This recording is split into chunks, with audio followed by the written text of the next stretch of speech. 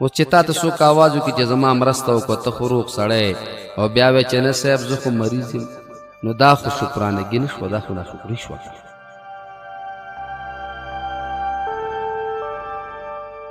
د شکر او د ذکر بحث یو ځای کوي. فاذکرونی اذکرکم واشکروا لی ولا تکفرون.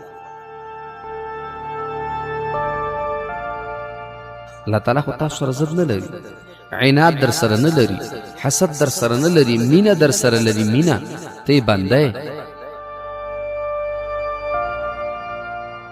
پاسې خلک د هغې په غم کې هم شکر وباسي. مومنانم الله فرمایي کم دي او شکر گزارم کم دي.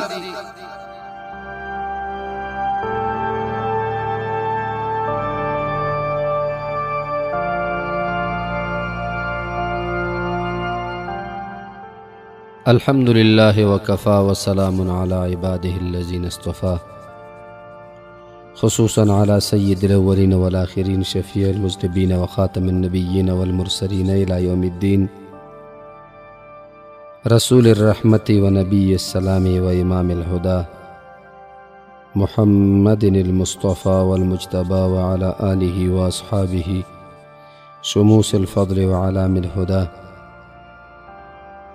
وعلى من اهتدى بهديهم واستنى بسنتهم وسلك مسلكهم وترسم خطاهم من الأئمة المجتهدين والمفسرين والمحققين والعلماء الربانيين والمجاهدين المخلصين إلى يوم الفصل والحساب والجزاء. أما بعد، فأعوذ بالله من الشيطان الرجيم. بسم الله الرحمن الرحيم. قال الله تبارك وتعالى: إن الله وملائكته يصلون على النبي يا أيها الذين آمنوا صلوا عليه وسلموا تسليما. اللهم صل على سيدنا ومولانا محمد وعلى آل سيدنا ومولانا محمد كما صليت على إبراهيم وعلى آل إبراهيم إنك حميد مجيد. قدرو خان لر ټولو قدر منمینه والو، السلام علیکم ورحمة الله وبرکاته. دا د یو ځل بیا زه عبدالاحد خاکسار ستاسو په درانه خدمت ته دیني خپرونه کې له تاسو سره ستاسو په چوپړ کې یم. زمونږ نننۍ خپرونه هغه په بیان د شکر کې ده. وجه دا ده چې شکر اله العالمین جل جلاله د انسان د پاره یو داسې عمل پیدا کړی دی چې هغه یو لوی نعمت د رب العالمین جل جلاله دی. په دې سره الله تعالی راضي کیږي.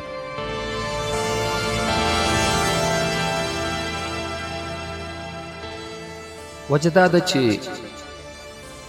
انسان د الله تعالی نعمتونه په خپل ژوند کې استعمالوي. یو نعمت نه دی، دوه نه دي، درې نه دي، څلور نه دي، پنځه نه دي، بې شماره. الله رب الجلال فرمایي: وَإِن تَعُدُّوا نِعْمَةَ اللَّهِ لَا تُحْصُوهَا. که تاسو شمارلو کوئ نو د الله رب الجلال نعمتونه نشئ شمارلی.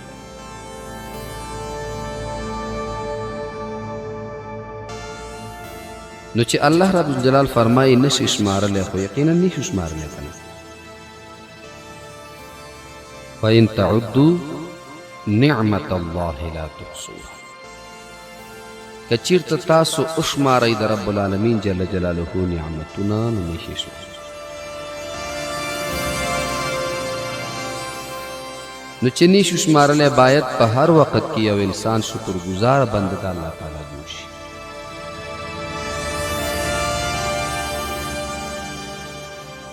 شکر د نعمت پیژندل او د هغې نعمت راښکاره کول او د هغې ستاینې کول ته وایي. دا ځان سره یاد ولرئ. شکر د نعمت پیژندل. یو نعمت چې وپیژني نو په هغې به شکر ادا کړي، هسې نه چې په زحمت باندې شکر ادا کړي.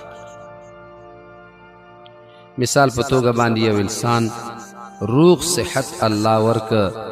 دی وی چې الحمدلله د مریضۍ نه الله تعالی ورته صحت ورک دی وی چې الحمدلله او کله چې مریض شو نو دی به نه وی چې الحمدلله دی به وی انا لله و انا الیه راجعون دا استرجاع ده دا د غم او مصیبت په وخت کې ویل کېږي نو اولین شکر چې ته ادا کوې نو یو نعمت به پیژنې د هغې نه بعد به شکر ادا کوې د دې شکر ادا کولو طریقه څنګه ده د هغې نعمت راښکاره کول مثال الله تعالی تا ته روغ صحت درکړی دی ځواني دې ده دغې ځوانۍ وخت کې ته دا خپله ځواني ښکاره که په دې کې د الله عبادت په ښایسته طریقې باندې کوه یو ځای کې مسجد جوړیږي هغې کې خدمت کوه د یو مسلمان په خدمت کې خپل بدن استعمال کا د خیر په کارونو کې خیریه کارونو کې د خپل بدن استعمال کوه نو شکر څه ته وایي د یو نعمت ښکاره کول اوس چې تا ته څوک آواز وکړي چې زما مرسته وکړه ته خو روغ سړی او بیا وایې چې نه صاحب زه خو مریض یم نو دا خو شکرانګي نه شوه دا خو ناشکري شوه نو شکر د یو نعمت ښکاره کول د دې وجې نه علما لیکي په ځوانۍ کې عبادت دا د ځوانۍ شکریه ادا کول دي او په ځوانۍ کې د ګناه نه توبه ویستل دا د ځوانۍ شکرانه ادا کول علما لیکي شاعر وی در جوانی توبه کردن شیوی پیغمبری وقت پیری گرگ ظالم می شود پرهیزگار ځوانۍ په وخت کې توبه توبه ده کله چې انسان سپینګیری شه کمزوری شه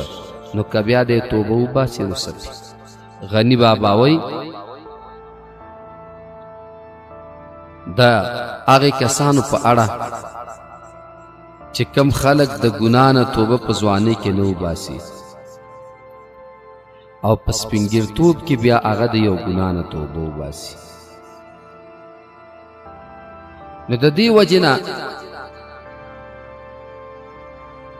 غنی بابا وی چې بوډا شي خوله کړ شپه بیا توبه توبه د سکه هغه ښه له بدو بد وي له ناکامه چې ته ښه که هغه وخت کې که ته وایې چې خدایه پاکه زه د زنانو توبه وباسم خدای وایي ته کولی شي خدایه د غلا نه مې توبه نو خدای وایي چې ته کولی شي غلا ته خو د دې دیوال نه خیز واچو چې لس ځای کې د پښه ماتېږي که نو د مجبورۍ نه توبه ویستل دا بیا الله هغسې نه قبلوي ځوانۍ کې چې یو انسان توبه وباسي دا بیا ډېر ځکه دا د نعمت شکرانګي ادا کوي درېیمه دا ده د هغې نعمت ستاینه کول تا ته ځواني الله درکړې څوک درته وایي چې والکه عجیبه ځواني دې ده او الحمدلله شکر دی الله روغ صحت راکړی نو دا په شکر کې اسو خبر یاد د نعمت پیژندل د نعمت ښکاره کول او د نعمت ستاینه رب العالمین جل جلاله قرآن عظیم الشان کې د شکر په اړه ځای په ځای په بدلو عنواناتو باندې بحث کوي بدل بدل خو د شکر خبره کوي الله رب الجلال فرمای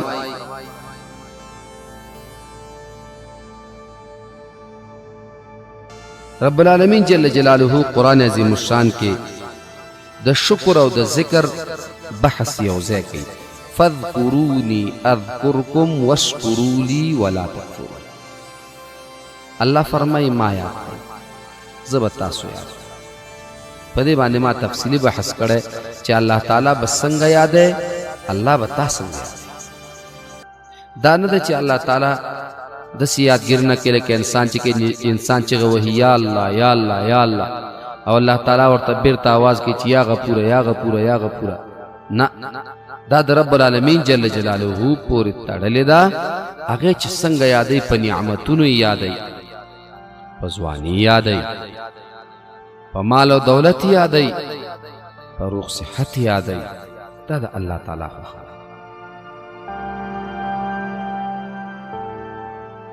رب العالمین جل جلاله فرمائی بل ذکر بل مقام کے اللہ تعالیٰ فرمائی اللہ تعالیٰ سکے چی تاسو تا عذاب در کئی کچیر تاسو دا اللہ شکریہ ادا کرو ایمان مقبول ولی در تا عذاب در کی خو کتاسو شکریہ دا اللہ تعالیٰ ادا کرو ما يفعل الله بعذابكم ان شکرتم و آمنتم وکان اللہ شاکرا علیما اللہ رب الجلال فرمائی کہ تاسو شکریہ ادا کرو سکے چی تاسو تا اللہ تعالیٰ عذاب در د سره درته الله تعالی عذاب نه درکړي ولی چل څه دی چې عذاب درکړي الله تعالی خو تاسو سره ضد نه لري عناد در سره نه لري حسد در سره نه لري مینه در سره لري مینه ته بنده ځکه حدیث مبارک کې راځي انسان سره الله رب ذوالجلال د اویاو میندو نه زیاته مینه دا کوم ګناهونه چې موږ تاسو کوو کنه د دې مقابل کې چې موږ سره بیرته ښه کېږي نو دا د رب العالمین جل جلاله رحم دی کنه بل ځای کې رب العالمین جل جلاله فرمایي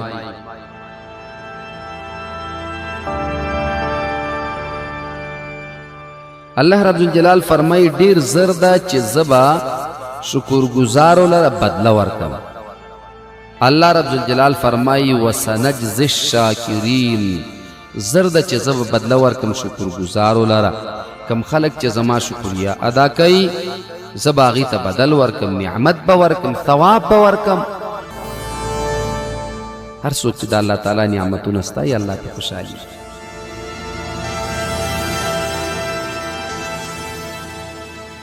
منگو تاسو انسانان انداسی چې څوک ستا احسان مني نو پاغې ته خوشحالي او چې احسان دې نه مني او تا سره احسان کړی وي نو په دې باندې طبعا انسان خفه کېږي طبعا الله رب ذوالجلال شکرګزاره بنده ډېر خوښوي بعضې خلک د هغې په غم کې هم شکر وباسي په غم کې شکر مه ادا کوئ یو سړی زوی مړ دی نور راشي خلک وایي زه په دې حال یم شکر دی الله دې نورو بچو ته خیر دا غلط دی دا کور به د غم خالی نه کړي ځکه شکر کې دا ده چې ته شکر ادا کوې نو هغه نعمت زیاتیږي هغه څیز زیاتیږي الله رب الجلال فرمایي لئن شکرتم لازیدنکم ولئن کفرتم ان عذابی لشدید که تاسو شکریہ ادا کړه الله فرمایي زه به درته زیات کړم نو که ته دا وایې چې شکر دی خدایه چې دا یو زوی مې مړ دی او نور ته دې خیر وي الله وایي نور یم زیاتومې سبب بل در کې غځېدلی داسې مه کوه وی یا اللہ پا دی صبر راکی باقی بچو تا میں خیر تا دا شکر او دا ناشکری تر منز فرق تا دے فرق دا دے چی پا نعمت باندے شکر ادا کا او پا زحمت باندے انا للہ و انا الیہ راجعون وایا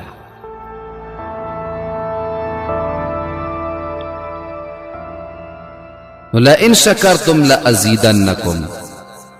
اللہ رب ذوالجلال فرمائی کہ تاسو شکریہ ادا کړه زه به درته زیات کړم مشهور واقعه چې کوم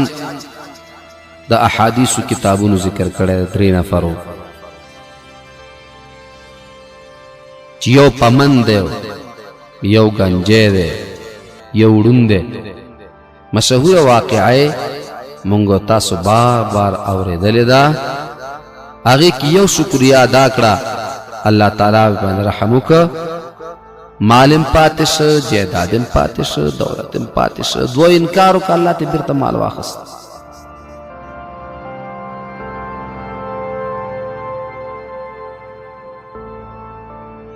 د ابلیس واقعه الله تعالی ذکر کوي اللہ جل جلالہ فرمائی اگدا واقعہ دا کله چې د بنده سره احسانات اوش نو ابلیس په ډېر خفه شو.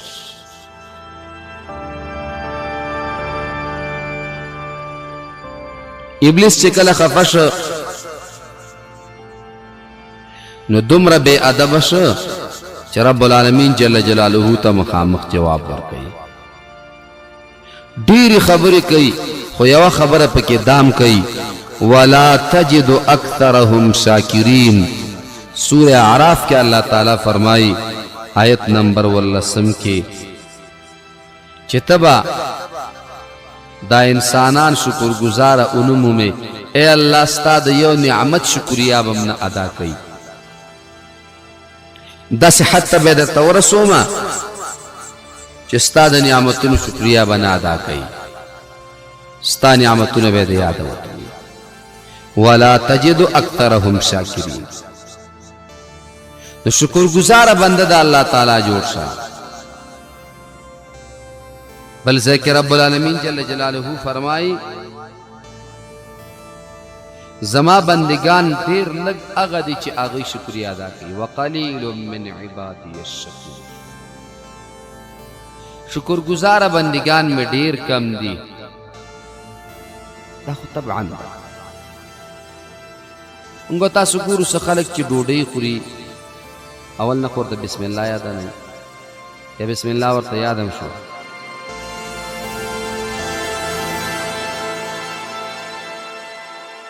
د هغې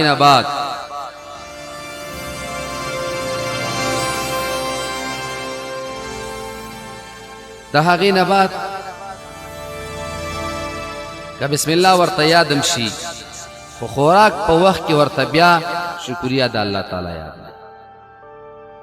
زمونږ یو استاد محترم هغه چې به کله ډوډۍ خوړله مړۍ چې به یې راجګه کړله خولې ته به یې واچوله الحمدلله. کله چې به مړۍ تیره کړله و شکر لله. مونږ ته پوښتنه وکړه صاحب دا برکت دپاره وایي نه د الله شکر. اکثره به ته د دوی نه شکر ګزاره ونومومې. دا د شیطان وینا ده چې رب العالمین جل جلاله ته کړې وه.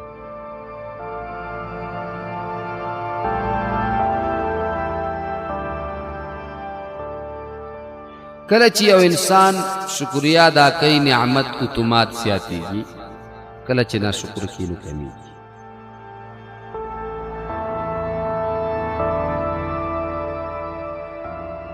بعضې وخت کې یو انسان د نعمت شکریه ادا کړي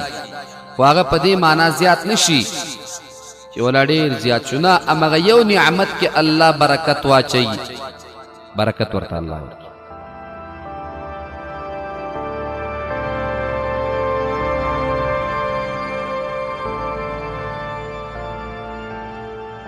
اللہ رب الجلال فرمائی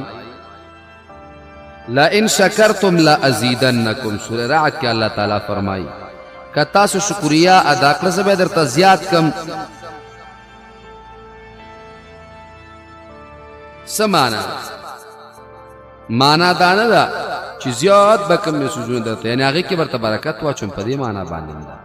کله ناکله مال دم زیات کی، کله ناکله مزدوران دم زیات کی، کله ناکله صحت درته الله تعالی درکړي. دا ټول په لأزیدنکم کې شامل دي. یو انسان به هغه په خپل ځوانۍ باندې شکریه نه ادا کړي، میاشت 2-3 کال 2-3 به ورته الله تعالی ځواني ورکړي، د هغې نه بعد به په امراضو کې اخته کړي. او بعضې خلک به د ځوانۍ شکریه ادا کوي، الله تعالی به 50-60 کالو پورې د ځوانۍ طاقت په وجود کې ولري. دا هم لازیدنکم دی، قوي پاتې شه، روغ پاتې شه. بعضې خلک چې هغوی 40 کاله 50 کاله زندگی تیره کې عقل زایل شي ځکه هغې د خپل عقل شکریه نه ادا کړي. بعضې خلک دي څومره چې عمر پخیږي نو دومره عقل پخیږي، عقل په ځای. دا لأزیدنکم کې شامل دي که بله دا ده یو انسان به یو نعمت لږ استعمالی، بل انسان ته الله تعالی ډېر هغه نعمت د استعمال اجازه ورکوي، نو لأزیدنکم کې شامل شو. مثال یو سړی دی غوښه ورته ښه نه ده، نو ده ته ډاکټر وایي چې د غوښې نه ځان ساته، نو دی په میاشت کې یو دفعه غوښه خوري. بل انسان دے هغه د ورځې 2 ورځې بعد غوښه خوري نو لازیدنکم کې شامل دی که تا الله د ډیر خوراک اجازه ورکړي او هغه ته الله تعالی د دق حلال خوراک کم استعمال اجازه ورکړي ده نو هغه په لازیدنکم کې شامل نه دی مگر ته شامل یو انسان دی هغه ته الله تعالی اولادونه ډیر ورکړي نو لازیدنکم کې شامل بل انسان دی الله تعالی ورته ډیر اولادونه نه ورکړي یو انسان دی هغه ته الله تعالی ډیر اولادونه ورکړه خدا ټول اولادونه چې دی مثال لس بچی دي خو لس واړه نافرمانه دي دا لازیدنکم نه دی بل انسان دی هغه ته الله تعالی لس بچی ورکړي خو لس واړه نیک عمل دي لازیدنکم کې شامل دی یا یو دسې دی چې الله تعالی یو اولاد چاته ورکړی دی دغه یو اولاد عالم دی انجینر دی پوه دی تقوا لري د دین په زرهاو خلق استفاده کوي نو دا په لازیدنکم کې شامل دی دی وجنه زمونږ دری زبان ورونه وایي یا کباشت تکباشت داسې او پښتو کې مونږ تاسو یو متل لرو وی یو سر سل سرونه ساتلی شي خو سل سرونه یو سر نشي ساتلی وجه صدا وجداد په دې یو سر کې الله برکت اچولې وي د سلو سرونو ځواب کوي او دغه سل سرونه چې دینو بس انواسه بس تیږي ویلي سل سرونه دینو څه پکې د دې وجنا یو شاعر وای چې دستار تړي 1000 دي خو د دستار سړی پشمار بعض خلق دي اغي الله تعالی ورته عجیب طبیعت ورکړی وي عجیب دماغ ورکړی وي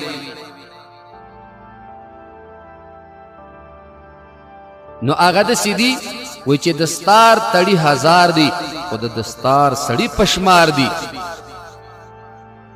نو دیتم لازیدنکم وای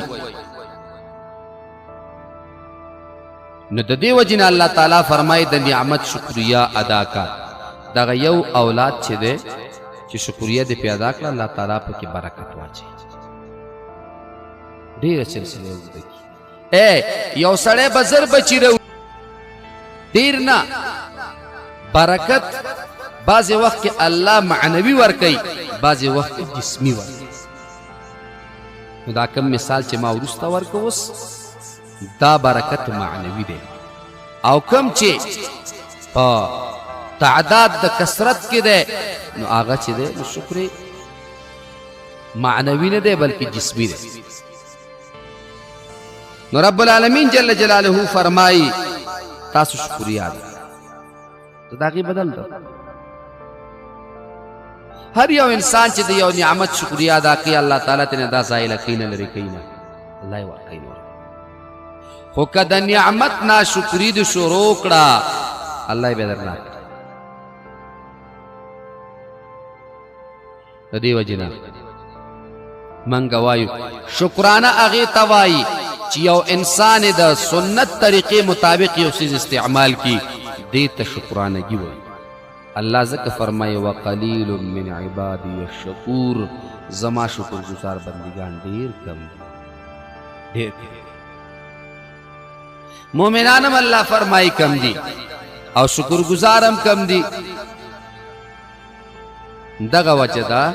چې منګه قران عظیم شان کله وګورو هغه موږ درس را کوي چې تاسو شکر گزار بندگان جوړ شئ الله تعالی دې موږ تاسو شکر گزار بندگان جوړ باقی مو په الله سپارم.